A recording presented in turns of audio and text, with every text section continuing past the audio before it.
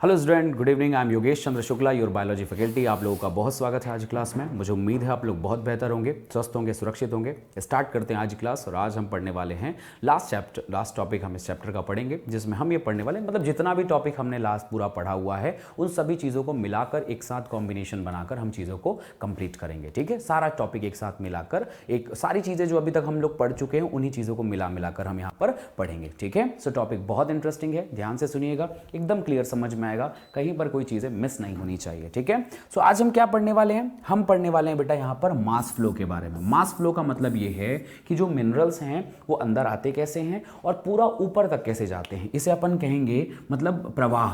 ठीक है, प्रवाह हो रहा है मतलब इसे अपन कहेंगे मास प्रवाह, बड़ा प्रवाह है। कैसे होगा एक साथ सारी चीजें कैसे ऊपर तक पहुंचेंगी, इन सब चीजों के लिए क्या क्या रीजन है, या पूरा प्रवाह जिसे अपन कहते हैं महाप्रवाह, मिनरल्स कैसे ऊपर जा रहे हैं, पोषण कैसे नीचे आ रहे हैं, इन सभी विषयों के बारे में हम बात करने वाले हैं। सो सबसे पहला चीज इसमें आता है Uptake of minerals and transportation of minerals element. मतलब जो हमारे पास में पानी का ट्रांसपोर्ट तो हो गया, अब हमारे पास अगला चीज ट्रांसपोर्ट है मिनरल्स का। ये कैसे ऊपर जा रहा है भाई? तो मिनरल्स के ट्रांसपोर्ट को भी देख लेते हैं। मैंने एकदम सिंपल सी बात बताई थी भाई कि मिनरल्स जो है वो मृदा से लेकर जा रहा है। कुछ चीजें हवा से आ जा रही हैं, जैसे कार्बन, हाइड्रोजन, ऑक्सीजन, ये हवा से आ गई। ठीक है, कार्बन डाइऑक्साइड और वाटर के तौर पर वहां से मिल गया उनको। बाकी सारी चीजें जो हैं जड़ से आ रही हैं। ठीक है, बाकी सभी चीजें जो हैं वो जड़ से आ रही हैं। तो अपटेक ऑफ मिनरल्स का सबसे पहला पार्ट ये है कि जल के समान भी लगभग सभी खनिज तत्व जड़ से ही प्राप्त होते हैं और वो भी जल के द्वारा ही ट्रांसपोर्ट। तो जैसा जैसा जल ट्रांसपोर्ट होता है ना, वैसे ही मिनरल्स भी ट्रांसपोर्ट होते हैं। लेकिन इनका जो है अवशोषण जो है, यहां पर एक लाइन याद रखना, निष्क्रियता विधि द्वारा, यहां पर एक लाइन आती है, इनका जड़ों द्वारा जो निष्क्रियता विधि है, मतलब ऐसा नहीं कि वो लोग मतलब अवशोषण कर ले रहे हैं नॉर्मली तो ये भी अवशोषण कर लेंगे, तो इनको अवशोषित नहीं किया जा सकता। इनका अवशोषण ऐसे नहीं हो पाएगा। सब कुछ बाकी प्रक्रिया समान है, बट अवशोषण के लिए इन्हें थोड़ी सी एनर्जी लगेगी। जैसे ये याद रखना, जल का निष्क्रिय है, विदाउट एनर्जी हो सकता है, बट मिनरल्स कभी भी विदाउट एनर्जी अवशोषित नहीं किए जा सकेंगे। इसके लिए दो कारक जिम्मेदार है। पहला कौन कौन सा भाई? मृदा के अंदर जो खनिज का आवेशित रूप में रहना। पहला चीज ये है कि जो मिनरल्स अंदर भरे हुए हैं उनका आवेशित रूप में मतलब +2 +3 1+ आयंस के रूप में रहना, जो कि कोशिका भित्ति को पार नहीं कर सकते। तो पहला कारण ये है कि भाई कोशिका भित्ति को तुम नॉर्मली पार नहीं कर पाओगे, तो मेहनत तो लगानी पड़ेगी, एटीपी देना पड़ेगा। दूसरी बात यह है, मृदा के अंतर्गत खनिजों की सांद्रता भी निर्भर करती है, जड़ों के अंदर भी सांद्रता निर्भर करती है, और अंदर की सांद्रता से प्रायः कम ही होती है। जड़ के अंदर सांद्रता ज्यादा है, बाहर सांद्रता कम है, तो कम से अधिक तरफ लेकर जाना, मैंने बताया था, ऊर्जा लगेगी। तो इसलिए ये दो कारण है कि जड़ के अंदर याद रखना, भले मिट्टी में ज्यादा मिनरल्स है बट उसकी सांद्रता जड़ में ज्यादा है। वो जड़ में ज्यादा सांद्र है, बाहर कम सांद्र है, अंदर की तरफ ज्यादा सांद्र है वहां पर, इसलिए हमें ऊर्जा लगेगी। और दूसरी बात ये है कि ये जो है आयनिक फॉर्म में रहते हैं, इसलिए ट्रांसपोर्ट नहीं कर सकते, ये क्रॉस नहीं कर सकते कोशिका भित्ति को, इसलिए भी हमें ऊर्जा का लगेगा। तो यहां पर एक लाइन आती है, याद रखना कि जो मिनरल्स हैं, जो खनिज हैं, ये लाइन अलग से लिख लेना, पूरे शब्द का यही मतलब है, ये लोग सक्रिय परिवहन करते हैं। कैसा परिवहन करते हैं बेटा? सक्रिय परिवहन करते हैं, यही शब्द का मतलब है, सक्रिय परिवहन करते हैं। अगले टॉपिक में पहुंचे। इसलिए अधिकतर खनिज जो है वो बाह्य त्वचा से कोशिका की कोशिका द्रव में सक्रिय अवशोषण के द्वारा आएंगे। यही वो लाइन है कि उन्हें अंदर आने के लिए सक्रिय अवशोषण मतलब एटीपी की आवश्यकता पड़ेगी। अगला विषय, एटीपी के रूप में ऊर्जा की आवश्यकता होगी, नो डाउट, वही शब्द का मतलब है, हमने कई बार पढ़ लिया है। आयन का सक्रिय उद्गम जो है वो स्टार्ट कहां से हुआ? उद्गम जो है मूल के जल के प्रवणता के लिए जिम्मेदार होता है। मतलब विलेय ही तो कौन है? पानी का। पानी के साथ कौन घुलेगा? खनिज पदार्थ। सो खनिज के साथ घुलने के मतलब पानी के साथ घुलने के लिए खनिज ही जिम्मेदार है। खनिज ही है जो जल के विभव को बनाता है, बिगाड़ता है, कम करता है, बढ़ाता है। जल का विभव जैसे जैसे ये खनिज आते जाएंगे वो कम होता जाएगा, हमने इसे पढ़ रखा है पहले से ही। अतः पराशरण द्वारा जल के प्रवेश के लिए भी कुछ आयन बाह्य त्वचा कोशिकाओं से निष्क्रिय रूप में भी थोड़ा बहुत आ जाते हैं, क्योंकि पहले से ही वो कुछ घुले होते हैं। तो कुछ मात्रा में निष्क्रिय रूप से और बहुत सारी मात्रा में सक्रिय रूप से मिनरल शरीर के अंदर प्रवेश करते हैं, कोशिकाओं के अंदर प्रवेश करते हैं। ये इसका कॉन्सेप्ट है। अगले विषय पे पहुंचे भाई। तो ये सारा ट्रांसपोर्ट एकदम आसान, मैंने बताया था कि मटेरियल यहां से यहां अंदर अंदर प्रवेश करने के लिए ये सारे इन्हीं प्रक्रियाओं को फॉलो करते हैं, इसके अलावा कोई चीज ऐसा अलग नहीं है। मूल रोम से जो झिल्ली है, अब जैसे मान ले कोई भी पार्ट है, तो अब वो अंदर कैसे जाएगा भाई? तो तो मूल रोम से तक तो अंदर आ गए, पर अंदर की तरफ में जो उनके पास में कोशिका भित्ति है, जिसको मैंने आपको पढ़ाया था कोशिका वाले चैप्टर में, उनके पास कुछ प्रोटीन चैनल्स हैं, वो उन्हें अंदर बाहर ले जाने की कोशिश करेंगे। तो सक्रिय अवशोषण का ये रूप जो है चैनल्स के द्वारा भी हो सकता है। झिल्ली में पाए जाने वाले विशिष्ट प्रोटीन आयनों को मृदा से सक्रिय पंप द्वारा बाह्य त्वचा की कोशिकाओं के कोशिका द्रव्य में भेज दिया जाता है। तो सबसे पहली बार जब भी कोई मटेरियल अंदर आया तो मान लेते हैं ये जो है वो बाह्य त्वचा है और ये मूल रोम है। मूल रोम से यहां तक जाने के लिए इन्हें प्रोटीन चैनल की आवश्यकता पड़ेगी, और एक्टिव तौर पर मतलब यहां पर हमें लगा एटीपी और साथ ही साथ में लगा यहां पर प्रोटीन चैनल। ये दो लोगों की आवश्यकता पड़ेगी, तब मटेरियल अंदर की तरफ में जाएगा। ये बात हो गई। सभी कोशिकाओं की तरह अंतः त्वचा में भी कोशिका झिल्ली में कई परिवहन प्रोटीन पाए जाएंगे। एज इट इज वैसे ही बाह्य त्वचा में भी, फिर वलकूट में भी, फिर अंतः त्वचा में भी प्रोटीन है, और अंतः त्वचा से मटेरियल अंदर जा रहा है। वे कुछ विलेय झिल्ली के आर पार जाने देते हैं लेकिन अन्य को नहीं। यही लाइन यहां पर भी आती है कि वो भी कुछ हद तक पारगम्यता है और बाकी लोग के पास में पारगम्यता नहीं है। अंतः त्वचा की कोशिकाओं में भी प्रोटीन नियंत्रण बिंदु होते हैं, वहां पे भी प्रोटीन अंदर की तरफ में ट्रांसपोर्ट करता है, और सबसे अंत में बहुत सारे पौधे जो हैं जाइलम में इन मिनरल्स को पहुंचा दिए। लाइन मैंने क्या कही कि ओवरऑल चाहे अंतः त्वचा हो चाहे बाह्य त्वचा हो, बाहर से मटेरियल प्रोटीन चैनल और एटीपी की सहायता से ही वो जाइलम तक पहुंचेंगे। जैसा पानी पहुंच रहा था वैसा नहीं, यहां पर सक्रिय अवशोषण हो रहा है, एटीपी लग रही है, चैनल्स के द्वारा ये मटेरियल हो रहा है। वैसे ही बाह्य त्वचा में होगा, वैसे ही फिर अंतः त्वचा में भी होगा, तब जाके ये पहुंचेंगे बच्चे कहां तक, जाइलम तक। यही लाइन है, यही कॉन्सेप्ट है कि यहां से यहां तक पहुंचने में, पूरा अंदर तक जाने में इन्होंने सक्रिय अवशोषण कर रखा है। मूल अंतः त्वचा में सुबेरित की पट्टी होती। सभी को पता है कि भाई जो अंतः त्वचा उसके पास सुबेरिन की पट्टी है, से एक ही दिशा में सक्रिय परिवहन करने की क्षमता होती है। एक बार मटेरियल अंदर चला गया तो अंदर से बाहर नहीं आ सकता, बिकॉज दे हैव सुबेरिन कैस्पेरिन पट्टी।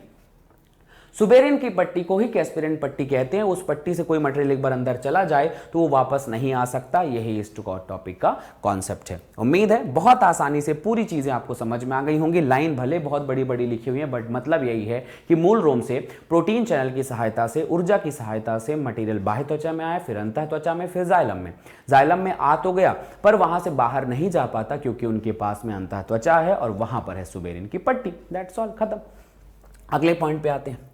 अब जब आयन जो है पूरी तरह से सक्रिय, निष्क्रिय, बहुत ज्यादा सक्रिय, कुछ मात्रा में निष्क्रिय तौर पर अवशोषित हो ही गया, आ ही गया अंदर, अब क्या करें भाई? जब वो अवशोषण कर गया तो इस सब प्रक्रिया से जाइलम में पहुंच गया, पूरा जाइलम तक पहुंच गया। अब क्या करेगा भाई? तब उनका परिवहन पादप के तने और बाकी भागों तक जैसे जैसे जल जा रहा होता है वैसे ही ट्रांसपोर्ट हो रहते हैं। वाष्पोत्सर्जन प्रवाह के माध्यम से होता है। तो बदला क्या? सिर्फ जल में और इसमें बस इतना ही अंतर है अवशोषण का, जाइलम तक के लाने का। जाइलम तक पानी पराशरण के द्वारा बिना ऊर्जा के आ सकता है, लेकिन खनिज जो है सक्रिय ऊर्जा के द्वारा आएगा। That's all. ये मेजर डिफरेंस है जल में और खनिज में। बाकी वाष्पोत्सर्जन खिंचाव मैंने पढ़ा रखा है, संजक बल, आसंजक बल, उसी के द्वारा पूरा मटेरियल ऊपर तक जाएगा और जहां जहां मिनरल्स को पहुंचना है वो वैसे ही पहुंचेगा। खनिज तत्वों के लिए दो चीज, एक सोर्स एक सिंक, मतलब जहां से प्राप्त हो रहा है वो सोर्स हो गया, कुंड हो गया, और जहां पहुंच रहा है वो उसका हो गया, मतलब उद्गम और कुंड कहते हैं। मुख्य कुंड पौधों की वृद्धि का क्षेत्र होता है। सिंक कहां उसकी आवश्यकता है? तो कहा जाएगा खनिज तत्वों की आवश्यकता कहां पर है भाई? पौधों में जहां वृद्धि हो रही है, जहां पर ग्रोथ हो रहा है वहां पर ज्यादा जरूरी है। मीन्स विभजोतक, शिखाग्र एवं पार्श्व विभजोतक, नई नई पत्तियां, फूल, फल, बीज, भंडारण अंग, इन सभी चीजों को खनिज की बहुत आवश्यकता होती है, क्योंकि वही तो सबसे ज्यादा वृद्धि कर रहे होते हैं ना, इसलिए उनको सबसे ज्यादा आवश्यकता इन चीजों की होती है। खनिज आयनों का विसर्जन और महीन सिराओं के अंतिम छोर पर कोशिकाओं के द्वारा विसरण और सक्रिय उद्ग्रहण के द्वारा हो सकता है। यहां से वो सीधी सी बात है कि भाई साहब वो यहां से अवशोषण हुआ, ये जाइलम है और उसके बाद ये सिराओं की पत्ती है, यहां से ये वो आया एक्टिव प्रोसेस मतलब एटीपी के द्वारा, यहां से यहां तक पहुंचा वाष्पोत्सर्जन के द्वारा, ठीक है, और उसके बाद यहां से सिराओं से बाहर निकलना हो सकता है कि वो विसरण के द्वारा जाए और हो सकता है कि वो एटीपी भी लगा सकता है। बस इतनी लाइन जिस बच्चे ने याद कर ली उसने सारा कॉन्सेप्ट याद कर लिया, कहानी खत्म। अगले पॉइंट पे पहुंचते हैं। अब क्या है भाई? खनिज आयन को जल्दी पुनः विशेष रूप से संगठित कर दिए, ऊपर तक पहुंचा गया, पुराना जरावस्था वाले भाग से किया जा सकता है। मतलब कई बार ऐसा भी होता है कि नीचे से ऊपर जा रहा है, और कई बार ऐसा होता है कि पुरानी पत्तियां अपने मिनरल्स को दूसरों के यहां भेज दी। पुरानी पत्तियां जब मरने लग जाती हैं तो अपने मटेरियल को दूसरों के पास में भेज देती हैं, ये भी यहां पे लाइन है। पुरानी तथा मरती हुई पत्तियां अपने भीतर के खनिजों को नई पत्तियों में निर्यातित कर देती हैं, तो ये दूसरे टाइप का ट्रांसपोर्ट हो गया। कई बार नीचे से ऊपर जा रहा है और कई बार ऊपर से ऊपर ही चला जा रहा है। मतलब जैसे अगर अपन यहां पर बनाए तो ये हो गई बड़ी पत्ती, ये हो गई छोटी पत्ती, तो कई बार नीचे से यहां पर गया और वहां से नीचे भी आ सकता है। दोनों टाइप का ट्रांसपोर्ट होगा इनके पास में। ये जो है ये सॉइल के द्वारा गया है, मिट्टी के द्वारा गया है, और ये ओल्ड लीफ है, ठीक है, ये ओल्ड लीफ है, ये है आपका new leaf. So old leaf से न्यू लीफ में भी मटेरियल ऐसे ट्रांसपोर्ट हो सकता है। यही कॉन्सेप्ट है मिनरल्स के लिए, ठीक है। इसी प्रकार से पत्तियां पर्णपाती वृक्ष से झड़ने से पहले अपने खनिज तत्वों को अन्य भागों को भी दे देती हैं। यही मैंने कहा ना, जहां पत्तियां झड़ने लग जाती हैं। अब बताओ, अब ये तो पुरानी पत्ती हो गई, पर कई पर्णपाती मतलब जो बसंत के ऋतु में झड़ने लग जाते हैं पौधे, वो लोग जब झड़ने लग जाते हैं तो भी मटेरियल ट्रांसपोर्ट होता है, और वो भी ऐसा झड़कर आगे की तरफ में बढ़ने लग जाते हैं, मटेरियल आगे चला जाता है। अगले विषय पे पहुंचते हैं। जो पदार्थ प्रायः त्वरित संचरित और संगठित होते हैं वो फास्फोरस, सल्फर, नाइट्रोजन और पोटेशियम है। ये लाइन याद रखना बेटा, इसका ट्रिक ना किसी चैप्टर में और बताऊंगा मैं आपको। ये हो गया फास्फोरस, ठीक है, उसके बाद सल्फर, उसके बाद नाइट्रोजन और उसके बाद पोटेशियम, ठीक है। सो इसे अपन कहते हैं NPS, ऐसा करके ट्रिक बना लेना। Phosphorus, sulphur, nitrogen and potassium ये ट्रांसपोर्ट होंगे, पुराने से नई में चले जाएंगे, गिरती हुई पत्ती से नई पत्तियों में चले जाएंगे। परंतु जो हमारे पास में संरचनात्मक कारक होते हैं जैसे कैल्शियम, ये कभी ट्रांसपोर्ट नहीं होता। ये एक बहुत बड़ा सवाल है कि कैल्शियम कभी ट्रांसपोर्ट नहीं होगा, जबकि phosphorus, sulphur, nitrogen, potassium transport हो जाते हैं, पुरानी पत्तियों से नई पत्तियों में चले जाते हैं। अब अगला विषय आता है जाइलम के बारे में, कि अब जाइलम और क्या करता है भाई। जाइलम के विषय पे अगला पॉइंट आएगा कि जाइलम मान लो विश्लेषण ट्रांसपोर्ट कर ही दिया। सो कुछ नाइट्रोजन जो मटेरियल हैं वो अकार्बनिक पदार्थ होते हैं। नाइट्रोजन जो अकार्बनिक पदार्थ है, सो इसका अत्यधिक भाग कार्ब, एमिनो अम्ल तथा संबंधित कारकों के रूप में ढोया जाता है।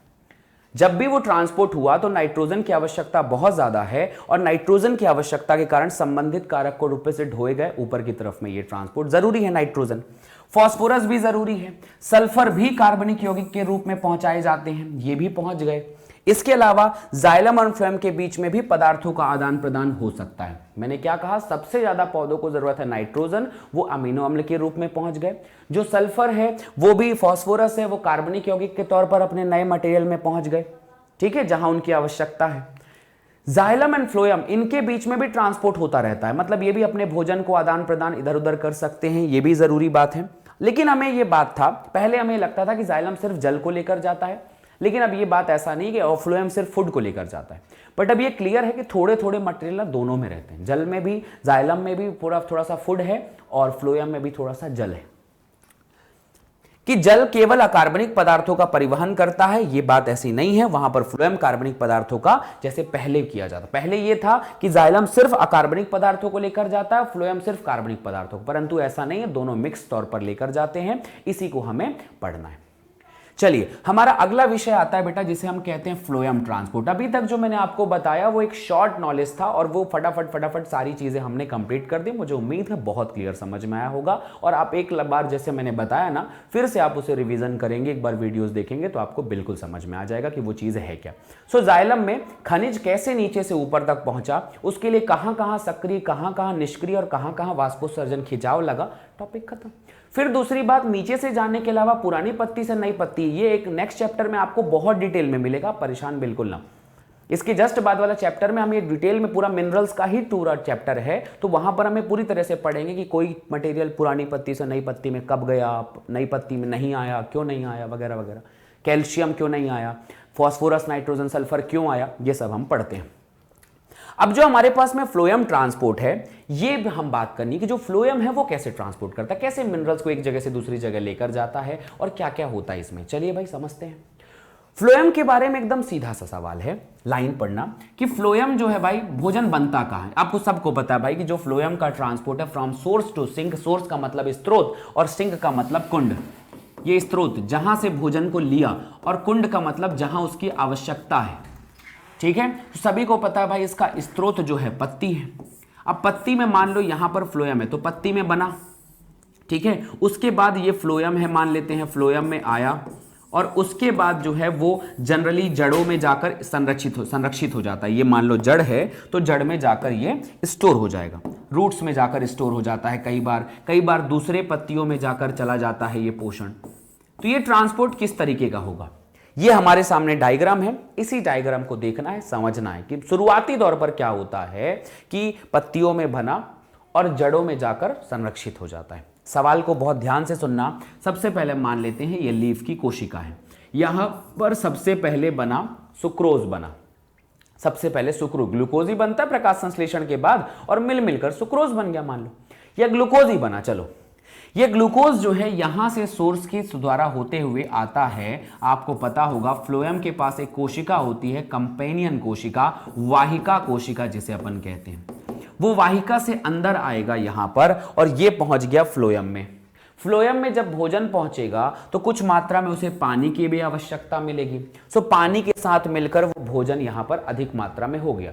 उसके बाद अधिक सांद्रता से कम सांद्रता की ओर फ्लोएम जाते जा रहा है। बीच में सेल प्लेट रहती है, फ्लोएम हमने पढ़ा है, हमको पता है ये बात है ना, और नहीं पता है तो याद रखना कि फ्लोएम का जो बीच का भाग होता है बच्चे, वो यहाँ पर ये सीव प्लेट होती है, यहाँ पर याद आ रहा है सीव प्लेट, ये भाग होता है। फिर यहाँ पर सीव प्लेट होती है, इसमें सीव पोर छिद्र होते हैं, ठीक है। सो मटेरियल यहाँ से यहाँ, यहाँ से यहाँ ऐसे ही जा रहा होता है। ये है सीव छिद्र, ये है सीव प्लेट, और ये है सीव ट्यूब।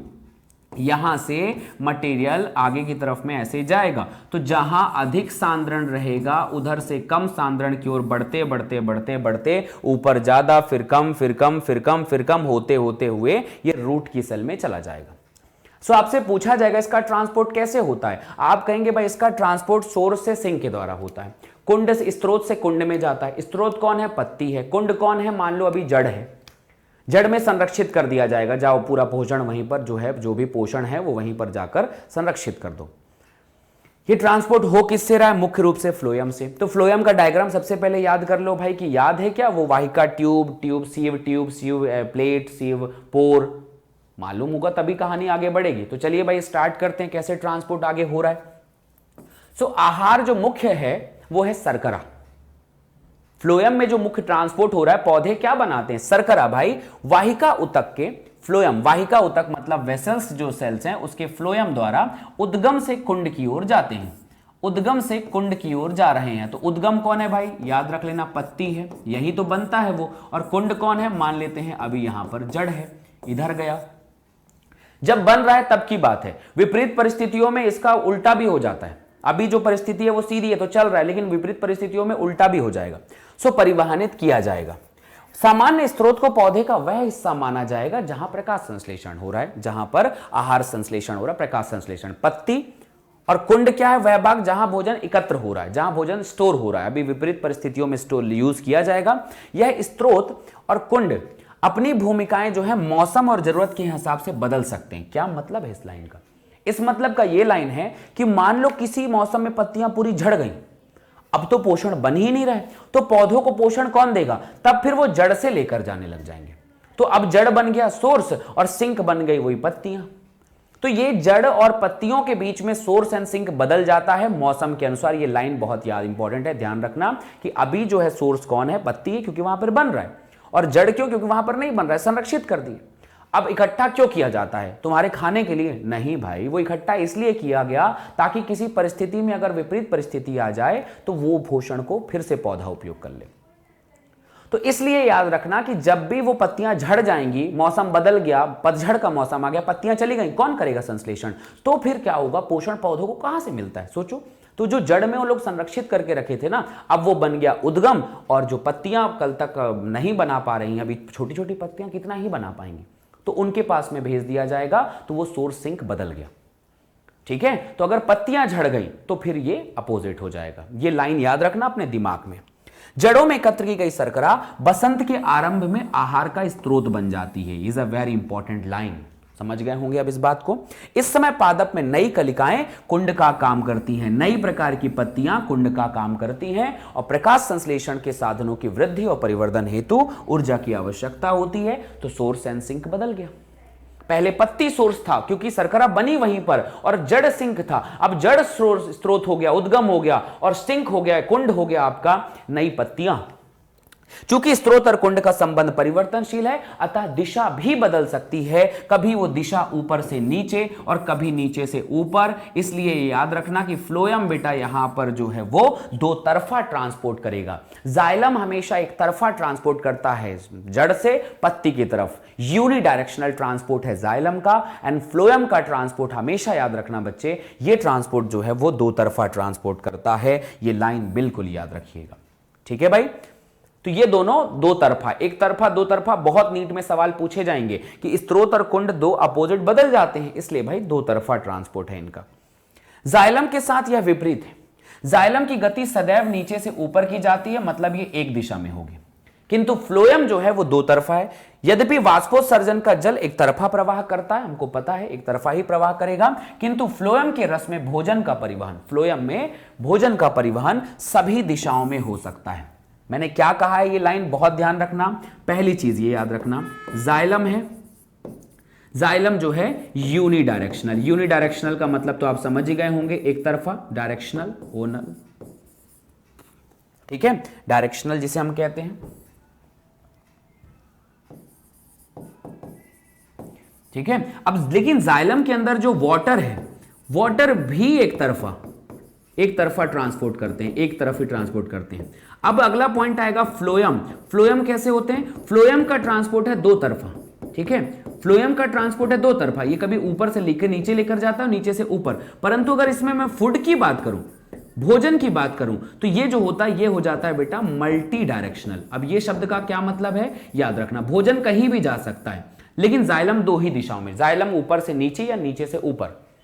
परंतु फ्लोएम जो है उसके अंदर जो भोजन जा रहा है वो उसके बहुत सारी दिशाएं हो सकती हैं। भोजन अलग चीज है और फ्लोएम जो रोड है वो एक अलग चीज है। जो पाइप है वो दो ही लेगी, नीचे से ऊपर जाएगी या तो ऊपर से नीचे आएगी।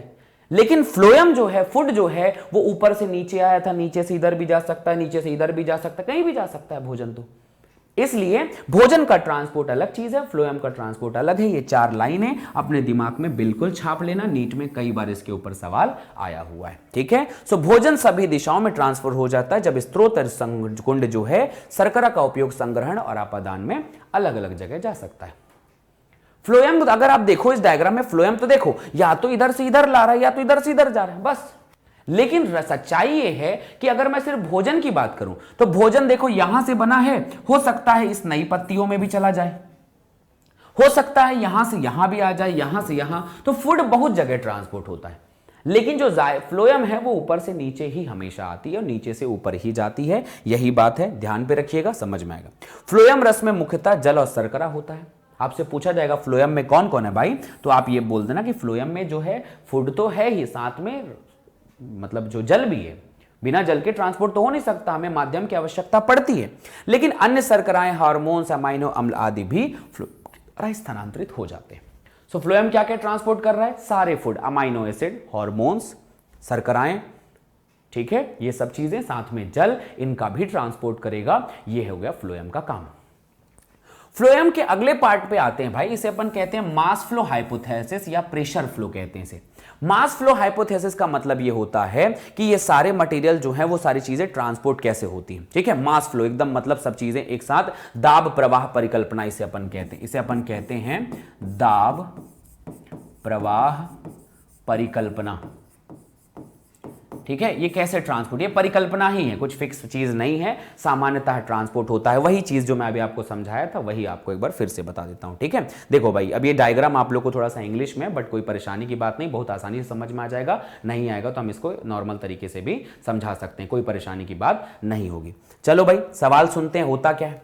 ये मान लो बेटा बनी पत्तियां, ठीक है। अब इन पत्तियों से क्या होता है, जो हमारे पास शर्करा है वो शर्करा सबसे पहले जाइलम फ्लोएम में आ गई, ठीक है। जाइलम फ्लोएम, ये पूरा जाइलम फ्लोएम एक साथ ही मान लो अभी, ठीक है। ये यहां से इकट्ठा हुआ, ये यहां से ट्रांसपोर्ट होता हुआ जड़ की तरफ में आ गया, जड़ में चला गया। फिर कभी कभी ये जड़ की तरफ से जो है ना ये दूसरी पत्तियों में भी चला जाता है। यही लाइन है इसका। अब इसका मैं पहले थ्योरी समझा देता हूं, फिर कहानियों पे अपन आते हैं, ठीक है। स्रोत से कुंड की ओर शर्करा के स्थानांतरण के लिए आवश्यक स्वीकृत क्रियाविधि को दाब प्रवाह परिकल्पना कहते हैं। हमने ये कह दिया कि वो स्रोत से सिंक की तरफ जाता है, उद्गम से कुंड की तरफ जाता है, बढ़िया बात है। लेकिन वो कैसे जाता है, इसके लिए एकमात्र परिकल्पना को अभी तक स्वीकृति मिली है, और ये परिकल्पना है दाब प्रवाह परिकल्पना, प्रेशर फ्लो हाइपोथेसिस, कि जो चीज जा रही है वो एक्चुअली दाब की वजह से जा रही है, दबाव बन रहा है इसलिए जा रहा है, अपने आप ट्रांसपोर्ट नहीं हो रहा। जैसे हमने वहां वाष्पोत्सर्जन खिंचाव पढ़ा था ना, यहां पर हमें यह बताना है कि दाब लगा हुआ है। अब वो दबाव क्या है भाई, तो कहने का मतलब यह है कि जैसे मान लो ये पाइप है, ठीक है, अब ये पाइप में बाहर से भोजन जबरदस्ती मैंने प्रवेश करा दिया, ठीक है, तो यहां पे प्रेशर बढ़ गया, पानी आ गया, प्रेशर बढ़ गया, प्रेशर की वजह से अब ये मटेरियल इधर आने लग गया, इधर प्रेशर बढ़ा तो ये मटेरियल इधर जाने लगा, फिर यहां से प्रेशर बढ़ा तो इधर आने लग गया, और उसके बाद आखिरी में जाकर जड़ में छोड़ दिया। ये लाइन कुछ ऐसे ही है कि जब जब कोई चीज मटेरियल अंदर भरने लग जाएगा तो दबाव बढ़ेगा, और ये दबाव जब बढ़ेगा तो ये प्रक्रियाएं कुछ इस तरीके से ही होंगी, ठीक है, ये प्रक्रियाएं कुछ इस तरीके से ही होंगी। तो सवाल समझते हैं। स्रोत से कुंड की ओर स्थानांतरण के लिए आवश्यक जो स्वीकृति क्रियाविधि है वो दाब प्रवाह परिकल्पना है। जैसे स्रोत पर ग्लूकोज, ठीक है, प्रकाश संश्लेषण द्वारा जो बना हुआ है वो कन्वर्ट हो जाता है एक डाइसैकेराइड में, शर्करा यहां पर कन्वर्ट हो गया, डाइसैकेराइड में बदल जाएगा, जिसका नाम हो जाता है बेटा, याद रखना, सुक्रोज। सबसे इंपॉर्टेंट लाइन हो जाती है, आपसे पूछा जाएगा कि जो ग्लूकोज प्रकाश संश्लेषण में बना था वो किस रूप में ट्रांसफर हो रहा है, तो आप कहेंगे सबसे पहली बात सुक्रोज में ट्रांसपोर्ट हो रहा है। किस में ट्रांसपोर्ट हो रहा है, सुक्रोज में ट्रांसपोर्ट हो रहा है।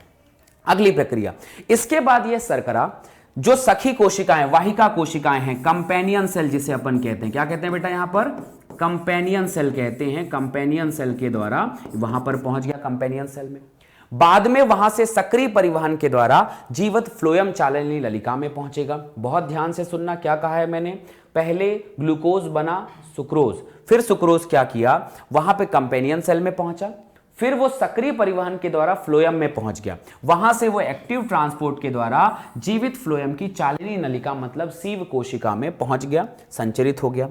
इस स्रोत पर लोडिंग की यह प्रक्रिया फ्लोएम में एक अति पराशरी अवस्था को पैदा कर देती है, जिसकी वजह से सब कुछ जो लोड हुआ है वो लोड, याद रखना, एक स्पेशल प्रक्रिया, अति पराशरी मतलब गाढ़ा विलयन हो गया।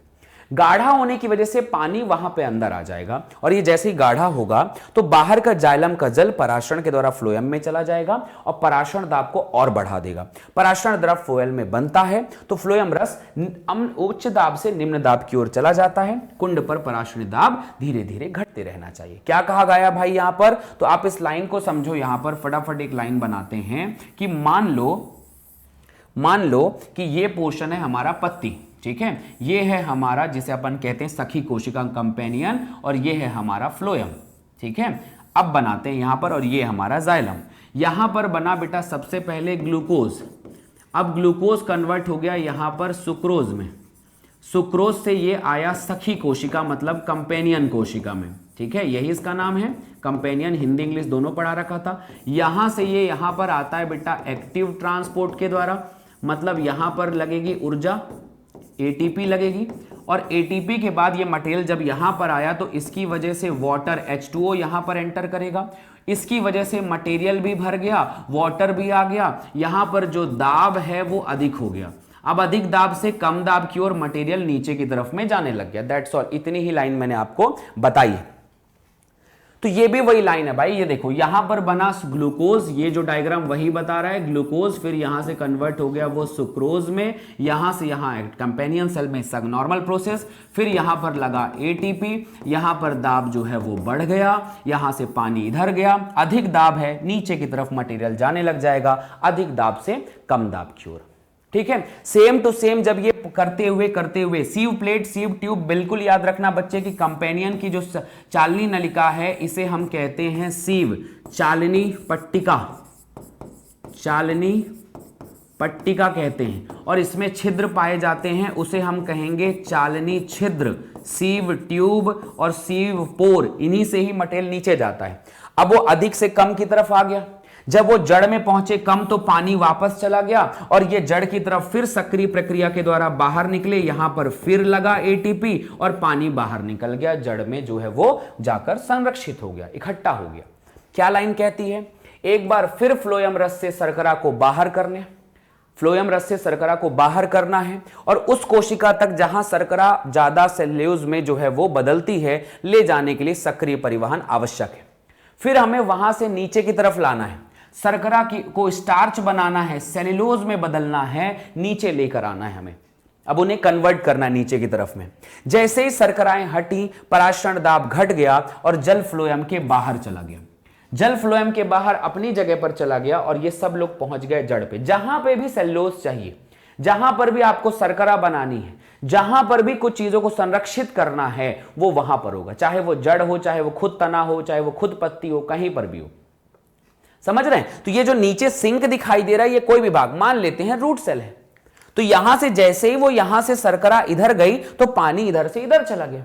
शर्करा इधर से इधर गई एटीपी के द्वारा और जाकर यहां पर संरक्षित हो गई, यहां पर स्टोर हो गई बेटा।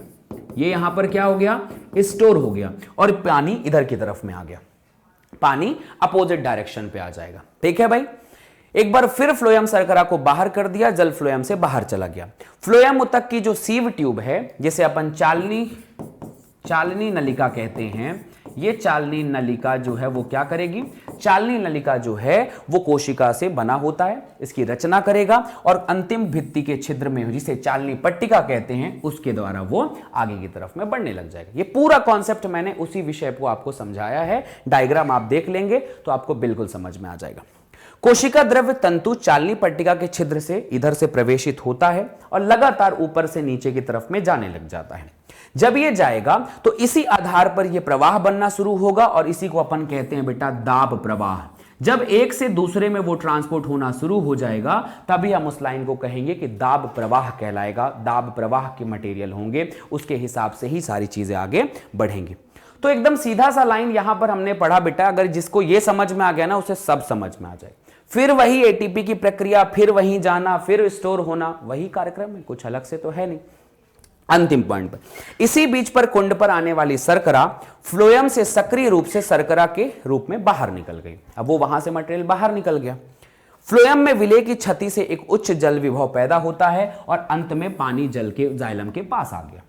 सो ये लाइन अगर आपको समझ नहीं आ रही तो आप बस इस डायग्राम को देखना। यहां से सीव ट्यूब सीव एलिमेंट के द्वारा नीचे आई, शर्करा इधर निकल गई, पानी इधर चला गया, शर्करा उधर गई एटीपी के द्वारा, ये यहां पर गया पराशरण के द्वारा, ये यहां गया पराशरण के द्वारा और अंत में जो है वो भोजन जाकर स्टोर हो गया। उम्मीद है बिल्कुल समझ में आया होगा, कहीं पर कोई दिक्कत आपको नहीं होगी। ठीक है, चीजें एकदम आसान है, चीजें एकदम बेहतर है, चीजें बननी ही चाहिए, कहीं पर कोई दिक्कत नहीं आनी चाहिए। अब एक लास्ट पॉइंट है, फ्लोएम हमेशा ऊपर से नीचे ही जाता है। मैं क्या कह रहा था, ये टॉपिक बिल्कुल ध्यान रखना बेटा कि यहां से हम मान लो पत्ती, ठीक है, जितनी चीजें मैं कह रहा हूं उतना ध्यान रखना। पत्ती से आया सखी कोशिका में, यहां पर है फ्लोएम, इसके द्वारा यहां पर लगा एटीपी, इसकी वजह से यहां पर आया पानी, पानी आया पराशरण के द्वारा, ठीक है, यहां पर बढ़ गया दाब। ठीक है, अब यहां पर है पट्टियां, छिद्र से नीचे आ रहे हैं चीजें मटेरियल, अब दाब से अधिक दाब से कम दाब की ओर आया, फिर यहां से शर्करा बाहर निकल गई, बाहर निकली किसके द्वारा? एटीपी, और यहां जाकर फिर आया कंपेनियन में और फिर में आ गया रूट में। रूट में बन गया वो लोग बेटा स्टार्च, मतलब संरक्षित हो गए, सेल्यूलोज मतलब संरक्षित हो गए। ठीक है, ये बन गया। फिर यहां से पानी बाहर निकलकर फिर जाइलम में पहुंच गया, कौन सी विधि के द्वारा? पराशरण। दैट्स ऑल, 3 बार 4 बार बता चुका हूं, चीजें एकदम क्लियर होनी चाहिए। सबसे अंत में एक ट्रांसपोर्ट आता है, एक चीज है जिसे अपन कहते हैं गर्डलिंग ट्रांसपोर्ट। होता क्या है, कुछ नहीं करना है, इसमें यह चेक किया जाता है कि फ्लोएम ऊपर से नीचे ही ट्रांसपोर्ट करता है। कैसे? एक पेड़ लो, पेड़ के बाहर वाले पूरे भाग को, आपको पता है बेटा कि अंदर की तरफ ना होता है, अंदर होता है जाइलम, क्या याद आ रहा है आपको प्रक्रियाएं, और बाहर की तरफ होता है फ्लोएम। तो हम क्या करें, कुछ ऐसा काट दें इस पेड़ को कि सिर्फ बचे जाइलम। ये लाल लाल क्या दिखाई दे रहा है? जाइलम, और बाहर का फ्लोएम और उसके बाहर का पूरा भाग, फ्लोएम, अंतःत्वचा, बाह्य त्वचा, कॉर्टेक्स, सब काट दें। अगर सब काट देंगे, सिर्फ जाइलम बचा हुआ है, तो क्या होता है, जाइलम से जल तो जा रहा है, बट ऊपर से जो फ्लोएम आ रहा होगा तो वो नीचे तक पहुंच ही नहीं पा रहा है। इस वजह से ये जो क्षेत्र है ना वो फूल जाता है। ये ऊपर वाला क्षेत्र फूलने वाला क्या बताना चाहता है? ये यही बताना चाहता है भाई कि ये जो हमारा पॉइंट है ये फूल गया, ऊपर से नीचे मटेरियल आ रहा है। ठीक है, ऊपर से नीचे मटेरियल आ रहा है, यही हमारा कॉन्सेप्ट है। इसे गर्डलिंग एक्सपेरिमेंट कहते हैं, रिंगिंग एक्सपेरिमेंट, दैट्स ऑल। ये लाइन कोई बहुत बड़ी चीज नहीं है। सो 1 मिनट रिवीजन, एक क्वेश्चन कर लेते हैं, फटाफट जवाब बनाते हैं। रिवीजन आप लोग देख लीजिएगा, पूरा पॉइंट समझ में आ जाएगा। क्वेश्चन एक है, फटक से बनाते हैं। निम्न में से पत्ती की निचली सतह पर पर्णरंध्रों की संख्या अधिक होगी, ऐसी कौन सी पत्ती होगी? निचली पत्तियों में अधिक कदर होगा और ऊपरी पत्तियों में ज्यादा रंध्र कम होंगे, निचली अधिक होगा, कौन सी पत्ती? 5 सेकंड है आपके पास में, सही जवाब बताएं।